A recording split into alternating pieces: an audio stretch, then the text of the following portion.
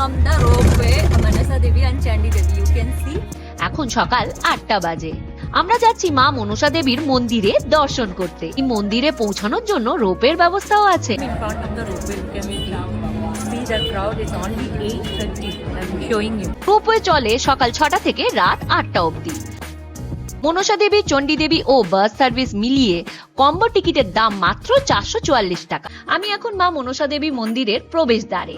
এই মন্দিরের মাহাত্ম্য হলো, যে ভক্তরা মা মনসা দেবীর কাছে যে মনস্কামনা করে তা পূর্ণ হয়।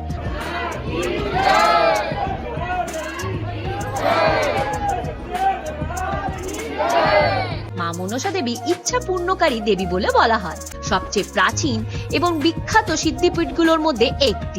আমরা মা মনসা দেবীর দর্শন পেলাম। রোপওয়ে থেকে গঙ্গা নদী ও হরিদ্বার শহরের দৃশ্য খুবই মনোরম।